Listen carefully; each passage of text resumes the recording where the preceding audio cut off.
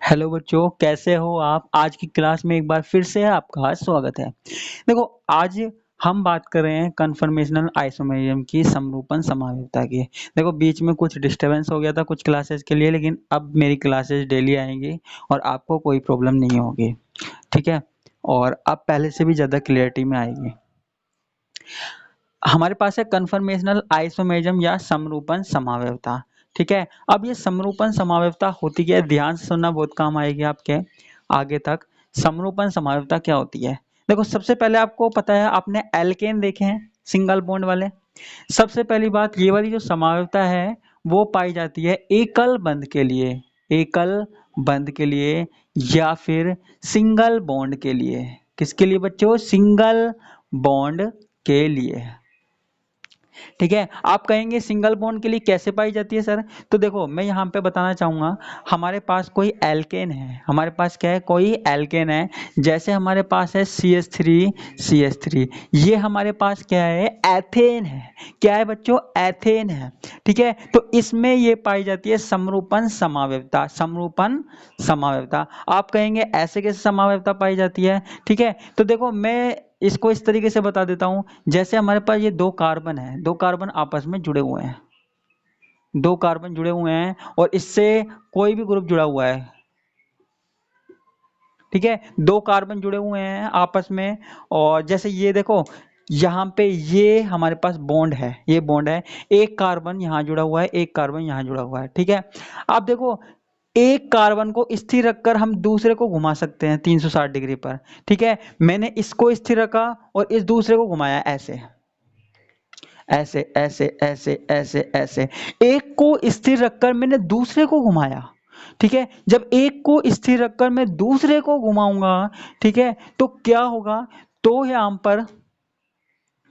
तो यहाँ पर क्या होगा, कि इसके बहुत सारे समावेशी बन जाएंगे। आपको पता है, देखो, इसको अगर एक को स्थिर रखकर मैंने दूसरे को घुमाया, दूसरे को कितने पर घुमाया? 360 डिग्री पर घुमाया। कितने पे घुमाया? 360 डिग्री पर घुमाया, 360 डिग्री पर घुमाया, रोटेट किया, ठीक है? अब 360 डिग्री पर जब मैंने रोटेट किया तो कितनी स्थितियां प्राप्त हुई, कितनी स्थिति प्राप्त हुई, मैं ये कहना चाह रहा हूं, ठीक है? आप बता सकते हो कितनी स्थिति प्राप्त हुई? नहीं बता सकते, क्यों? क्योंकि देखो, सीधी सी बात है।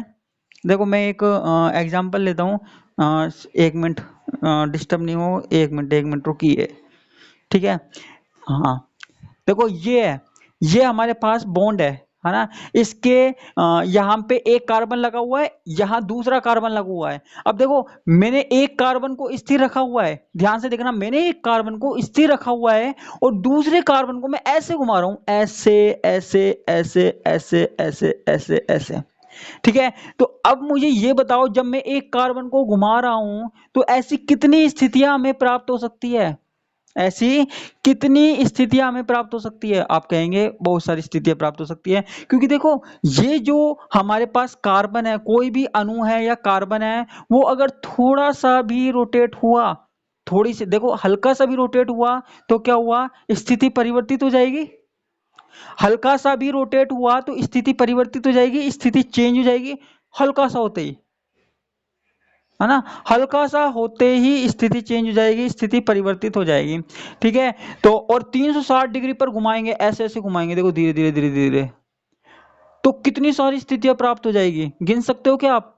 हर ये लगा लो, हल्का सा हिलते ही, हल्का सा ऐसे हिलते ही कौन चेंज हो जाएगा, है ना? तो 360 डिग्री में कितनी स्थितियां प्राप्त हो सकती है? बहुत सारी स्थितियां प्राप्त हो सकती है, कोई लिमिटेशन नहीं है, बहुत सारी स्थितियां प्राप्त हो सकती है।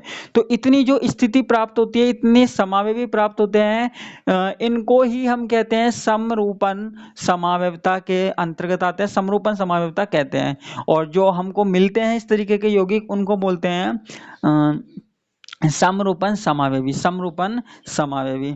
लेकिन बच्चों, ये जो समरूपण समावयवी हैं, वो कमरे के ताप पर बदलते रहते हैं, घूमते रहते हैं, क्योंकि सिंगल बॉन्ड तो है ही, सिंगल बॉन्ड तो है ही, इसलिए आसानी से क्या है, घूमता रहता है, आसानी से रोटेट होता रहता है। लेकिन आपको पता है, जब मैंने जियोमेट्रिकल आइसोमेरिज्म पढ़ाई थी, मैंने कहा था डबल बॉन्ड होने चाहिए। ठीक है, अब अगर देखो किसी में डबल बॉन्ड होंगे तो दूसरा अणु क्या घूम नहीं पाएगा, दूसरा अणु ढंग से घूम नहीं पाएगा, घूमेगा तो ये क्या होगा, टूट जाएगा। ठीक है, तो उसमें क्या था, रोटेशन प्रतिबंधित था। रोटेशन क्या है, घूर्णन प्रतिबंधित था, प्रतिबंधित नहीं हो रहा था। और यहाँ पे खूब रोटेशन हो रहा है, खूब रोटेट करवा लो इसको, यहाँ पे खूब रोटेट करवा लो। ठीक है, तो जितनी भी स्थितियां प्राप्त होगी यहाँ पे, जितनी भी कंडीशन, जितनी भी स्थिति प्राप्त होगी, वही हमारे पास क्या है, समरूपण समावयवी है। क्या है बच्चों, समरूपण समावयवी। कन्फर्मेशनल आइसोमेरिज्म, कन्फर्मेशनल आइसोमेरिज्म समरूपण समावयवता। ठीक है, या फिर घूर्णन समावयवता।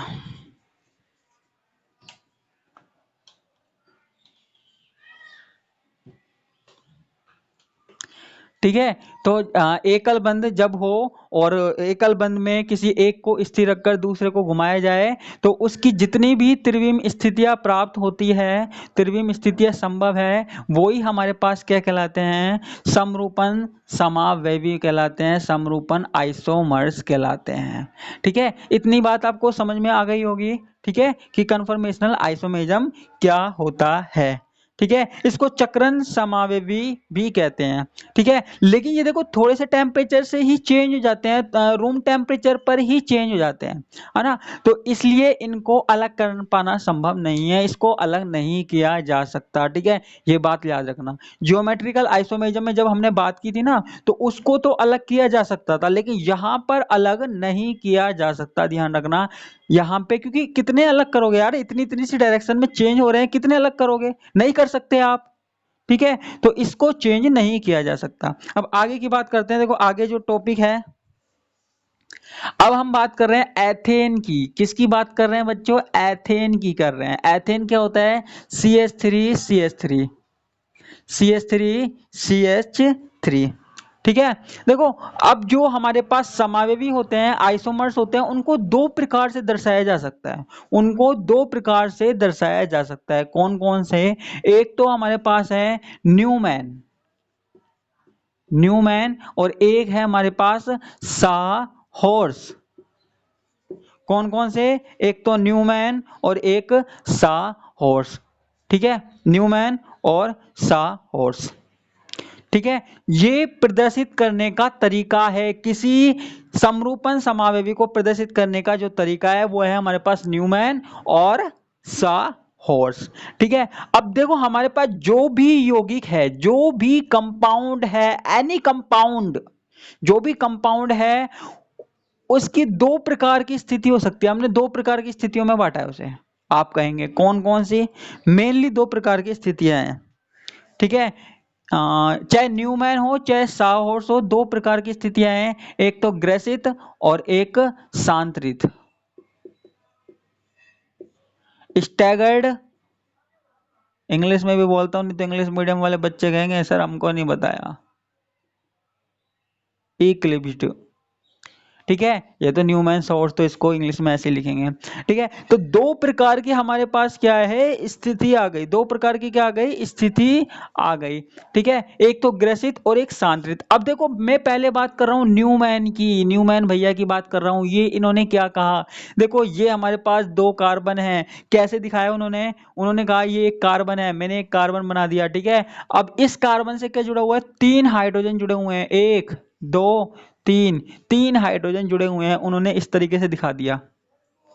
ठीक है, अब उन्होंने क्या किया, उन्होंने क्या किया, देखो ये जो दूसरा कार्बन जुड़ा हुआ है ना, वो दूसरा कार्बन इस कार्बन के पीछे है, वो दूसरा कार्बन इस कार्बन के पीछे है। ठीक है, पीछे है, बिल्कुल पीछे है, जिसके कारण इसके हाइड्रोजनों ने उसके हाइड्रोजनों को ढक रखा है। क्योंकि देखो पीछे वाले के पास भी हाइड्रोजन है बच्चों, पीछे वाले के पास भी हाइड्रोजन है। ठीक है, लेकिन आगे वाले कार्बन के हाइड्रोजन ने पीछे वाले कार्बन के हाइड्रोजन को ढक रखा है, उसको ढककर रख रखा है, जिसके कारण हमको वो दिखाई नहीं दे रहा, लेकिन फिर भी मैंने थोड़ा सा साइड में बना दिया। ठीक है, फिर भी मैंने क्या बना दिया, साइड में बना दिया। इसको हम बोल रहे हैं ग्रसित। ग्रसित का मतलब ग्रसन करना, जैसे सूर्य ग्रहण होता है ना, ग्रसित कर लेता है। जैसे आपने देखा होगा ग्रहण होता है जब एक के ऊपर दूसरी चीज आ जाती है, दिन में ही अंधेरा हो जाता है। ठीक है, उसका मतलब क्या होता है, ग्रसित करना। सूर्य ग्रहण चंद्र ग्रहण में एक के ऊपर दूसरा आ गया, ठीक है, जिसके कारण हमें पीछे वाला नहीं दिखाई दे रहा। ठीक है, अब देखो हमारे पास क्या है, एक कार्बन है, इससे तीनों हाइड्रोजन जुड़े हुए हैं। ठीक है, तीनों हाइड्रोजन जुड़े हुए हैं। अब अगर मैं पीछे वाले कार्बन को रोटेट करूं, जैसे मैंने पहले रोटेशन के बारे में बताया था, अगर मैं पीछे वाले कार्बन को रोटेट करूं, इस तरीके से रोटेट करूं, तो रोटेट करने से क्या होगा, वो पीछे वाले हाइड्रोजन कहां आ जाएंगे, यहां आ जाएंगे बच्चों, यहां आ जाएंगे। ये हमारे पास क्या है, सांत्रित रूप है, स्टेगर्ड फॉर्म है। क्या है बच्चों, स्टेगर्ड फॉर्म है, सांत्रित रूप है। ये इस तरीके से आ जाएगी हमारे पास। ठीक है, तो न्यूमैन का हो गया ग्रसित और सांत्रित रूप हो गया। ठीक है, समझ में आया। इसमें एक के पीछे एक रहते हैं, इसमें हमने इसको घुमा दिया, पीछे वाले को घुमा दिया और ये आ गया। ठीक है, जब एक के ऊपर एक होते हैं, यानी कि एक कार्बन के जो 3 हाइड्रोजन है उसके ऊपर दूसरे कार्बन के 3 हाइड्रोजन होते हैं, तो इसको हम बोलते हैं ग्रसित रूप। और जब एक कार्बन से अलग होते हैं, यानी कि थोड़ा इस तरीके से होते हैं, दूर दूर होते हैं, तो इसको हम बोलते हैं सांत्रित रूप, स्टेगर्ड फॉर्म। ठीक है, ये आपको याद रखना है, ये 2 फॉर्म है, याद रहेगा। ठीक है, कपड़ा कहाँ गया।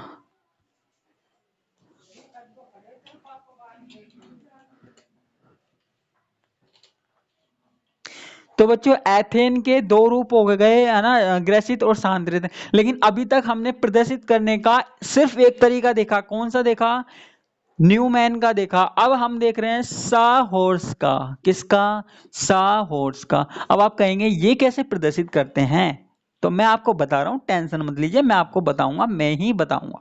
ठीक है, तो यहां पे कार्बन है, देखो कार्बन है, कार्बन में मैंने क्या जोड़े हुए हैं, हाइड्रोजन जोड़े हुए हैं, 3 हाइड्रोजन। ठीक है, अब आप ये मान लो न्यूमैन और साहॉर्स जो है ना वो एक जैसे ही है। ठीक है, लेकिन सिर्फ अंतर इतना सा क्या है, न्यूमैन में तो हम इस तरीके से देख रहे हैं चीजों को, देखो इस तरीके से देख रहे हैं। अब आपको मेरा पीछे वाला हाथ दिखाई दे रहा है, मैंने एक हाथ से ऊपर दूसरा हाथ रख रखा है, पीछे वाला हाथ नहीं दिखाई दे रहा होगा। ठीक है, आप इसको सामने से देख रहे हो। ठीक है, आप इसको सामने से देख रहे हो। और अगर देखो, अगर अब आप इसे देखो साइड से, अभी सामने से देखा, अब साइड से देखा, तो यही हमारे पास क्या हो गया, न्यूमैन और साहॉर्स। अगर आप सामने से देख रहे हो एक के ऊपर एक, तो ये हो गया न्यूमैन, और अगर आप ऐसे देख रहे हो तो ये हो गया साहॉर्स। सिंपल सी बात है। कैसे, जो मैंने न्यूमैन बनाया था ना उसको हम साइड में से देख रहे हैं, थोड़ा घुमा देते हैं। ये देखो हाइड्रोजन, तो मैंने इसको थोड़ा सा रोटेट कर दिया बच्चों, रोटेट कर दिया। रोटेट करने पर क्या हुआ, साइड से देख रहे हैं हम। मैं पहले ऐसे देख रहा था, अब मैं ऐसे देख रहा हूं, अब मैं इस तरीके से देख रहा हूं साइड में से। और इस तरीके से साइड में से देखने पर आपको पीछे वाले भी दिखेंगे। ठीक है, लेकिन इसको हम क्या बोलेंगे, ग्रसित ही बोलेंगे, ग्रसित बोलेंगे, क्योंकि इसमें क्या है, इसके पीछे ये है, इसके पीछे ये है, इसके पीछे ये है। ठीक है, कुछ वाई जैसी आकृति बन रही है। और आप कहेंगे स्टेगर्ड फॉर्म, सांत्रित रूप बताइए सर। तो सांत्रित रूप में क्या होता है, सांत्रित रूप में जैसे ये हमारे पास कार्बन है, इससे जुड़े हुए हैं हाइड्रोजन। ठीक है, और उसके बाद इससे जुड़े हुए हैं हाइड्रोजन। ठीक है, यानी कि ये घूम जाएगा, रोटेट ही तो करना है हमको, तो ये रोटेट करने पर घूम जाएगा। तो ये देखो, अब देखो ये ढक नहीं पाएगा, ये वही फॉर्म है। अगर आप ध्यान से देखोगे तो उसमें भी कुछ ऐसा ही दिखाई दे रहा था, वो सामने से देख रहे थे हम, और ये हम क्या देख रहे हैं, साइड में से देख रहे हैं। हम किसी यौगिक को साइड में से देख रहे हैं, तो डिफरेंस नहीं है इसमें, बस इनको नाम अलग अलग दे दिया, एक तो न्यूमैन और एक साहॉर्स। ठीक है, अब जो 2 रूप होते हैं ग्रसित और सांत्रित, ग्रसित में आपको पता है एक के ऊपर एक होते हैं, ठीक है। एक कार्बन के हाइड्रोजन परमाणुओं के ऊपर दूसरे कार्बन के हाइड्रोजन परमाणु होते हैं और इसमें क्या होते हैं, दूर होते हैं। अब आपको पता है देखो कि जब हमारे पास हाइड्रोजन के पास हाइड्रोजन होगा, ये हाइड्रोजन के पास ये होगा, ये इसके पास ये होगा, तो क्या होगा, इनमें बहुत ज्यादा रिपल्सन होगा, प्रतिकर्षण होगा, क्योंकि जब मॉलिक्यूल परमाणु पास पास होते हैं तो उनके बीच में प्रतिकर्षण होता है। ठीक है, तो प्रतिकर्षण होने के कारण ये क्या होगा, कम स्टेबल होगा। अगर कोई पूछ ले कि ग्रसित रूप ज्यादा स्टेबल है या फिर स्टेगर्ड यानी कि सांतरित रूप ज्यादा स्टेबल है, तो आप कौन सा बताओगे, जिसमें बॉन्ड दूर दूर हैं, जिसमें जो परमाणु हैं, जो परमाणु जुड़े हुए हैं, जो समूह जुड़े हुए हैं, वो दूर दूर हैं। ठीक है, तो ग्रसित ग्रसित वाले में तो क्या होता है आपको पता है, ग्रसित वाले में तो एक के ऊपर एक इस तरीके से रहता है, तो पास पास रहते हैं, इसलिए ये क्या है, कम स्टेबल है, स्टेबल कम है, यानी कि इसकी ऊर्जा ज्यादा होगी, क्रियाशील ज्यादा होगा। और दूसरा हमारे पास क्या है, सांतरित। सांतरित में क्या हो रहा है, सांतरित में हमारे पास बॉन्ड क्या है, दूर दूर है, क्या है बच्चों, दूर दूर है। तो दूर दूर होने से क्या होगा, इसकी ऊर्जा क्या होगी, कम होगी, और ये एक दूसरे को रिपल्स भी नहीं कर पाएंगे, कोई प्रतिकर्षण नहीं कर पाएंगे, और कोई प्रतिकर्षण नहीं हो पाएगा तो ये हमारे पास क्या होगा, स्टेबल होगा। ठीक है, तो ये वाला रूप ज्यादा स्टेबल होता है और ये वाला रूप जो है वो कम स्टेबल होता है। तो ये हमारे पास क्या हो गई, कन्फर्मेशनल आइसोमेरिज्म हो गई। देखो ऐसे तो हम इसमें बहुत सारे एग्जांपल पढ़ सकते हैं, हम इसमें ब्यूटेन का भी पढ़ सकते हैं, ब्यूटेन का भी आपके सिलेबस में है, तो आप ब्यूटेन का एक बार पढ़ के देखना। ठीक है, नहीं समझ में आए तो आप मुझे बताना कमेंट बॉक्स में। लेकिन वो भी सेम ऐसा ही है, उसमें भी इसी तरीके से रूप आते हैं। ठीक है, और उसके अलावा जो भी है हमारे पास कोई सा भी समूह है जिसमें सिंगल बॉन्ड है, वो इस तरीके से हम देख सकते हैं, कोई दिक्कत नहीं है प्रोपेन ब्यूटेन का देखने में। ठीक है, तो इसी के साथ आज की क्लास हम यहीं समाप्त करते हैं, और अब मेरी क्लास डेली आएगी, उसमें आपको कोई दिक्कत नहीं आएगी। और इसी के साथ मैं क्या बोलूं, आपसे विदा लेता हूं। कल फिर मिलेंगे एक नए टॉपिक के साथ, एक नए लेक्चर के साथ।